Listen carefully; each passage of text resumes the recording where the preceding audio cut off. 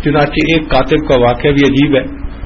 اس کے ذہن میں خیال آیا کہ عیسائی بھی کہتے ہیں کہ ہمارا دین سچا ہے، یہودی بھی کہتے ہیں ہمارا دین سچا ہے، اور مسلمان بھی کہتے ہیں ہمارا دین سچا ہے. کون سا دین سچا ہے کیا پتا؟ تو اس کے ذہن میں خیال آیا کہ میں اس کو آزماتا ہوں. چنانچہ اس نے کیا کیا کہ ایک بائبل لی اور اس بائبل کو اس نے ریپروڈیوس کیا، لکھا. اور لکھتے ہوئے کہیں کہیں جو کچھ الفاظ تھے نا، ان کے جو سملر ورڈز ہوتے ہیں ایک معنی والے، تو اس نے ورڈز چینج کر دیے مگر معنی وہی تھے. تو اس نے کوئی 30-40 جگہوں پہ یہ تبدیلی کر دی، یعنی الفاظ چینج کر دیے مگر ان کے معنی وہی تھے. اس نے جا کے ایک پادری کو دیا، جی میں نے یہ بائبل لکھی ہے، آپ اس سے نا اپنی سنڈے پریئر کروایا کریں. اس نے کہا بہت اچھا. 1 سال تک وہ پادری پریئر کرواتا رہا اور اس کو پتہ نہ چلا کہ اس میں کوئی لفظ بدلا ہے یا نہیں بدلا.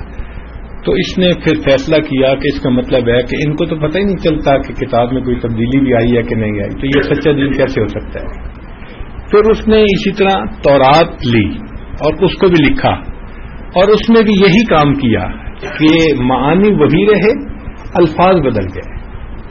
نتیجہ کیا نکلا کہ جو ربائی تھا یہودی، اس نے 1 سال تک اس کی تعلیم دی اور اس کو بھی پتہ نہ چلا کہ کہیں کوئی تبدیلی ہوئی ہے یا نہیں ہوئی.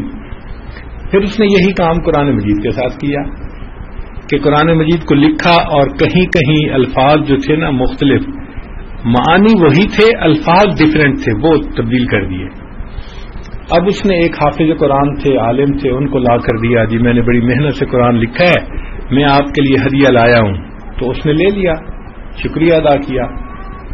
اب جب 2-4 دن گزرے تو ایک دن اس کاتب کے دروازے پر وہی عالم آئے. انہوں نے دروازہ کھٹکھٹایا، یہ باہر نکلا. پوچھا کیسے آئے؟ اس نے کہا جی میں یہ پوچھنے آیا ہوں کہ یہ قرآن پاک لکھا کس نے ہے؟ اس نے کہا جی میں نے لکھا ہے. جی میں یہ پوچھنے آیا ہوں کہ آپ نے جاگتے لکھا ہے یا سوتے ہوئے لکھا ہے؟ اس نے کہا نہیں جاگتے ہوئے لکھا ہے. اس نے کہا اس میں یہاں غلطی یہاں غلطی. جتنی جگہ پر اس نے تبدیلیاں کی تھیں اس حافظ قرآن نے ہر غلطی کی نشاندہی کر دی.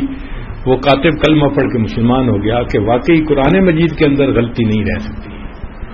تو اللہ رب العزت نے قرآن مجید کی حفاظت اپنے بندوں سے کروائی. اس امت نے حفاظت قرآن میں بہت اعلیٰ کام کیا، اور الحمدللہ کہ کتابی شکل میں یہ قرآن ہر زمانے میں موجود رہا. اچھا بعض جگہوں پر کاغذ پر بھی لکھا ہوا قرآن موجود ہے، بعض جگہوں پر پتوں پہ قرآن پاک لکھا ہوا محفوظ ہے، لکڑی کے تختوں پہ لکھا ہوا. چنانچہ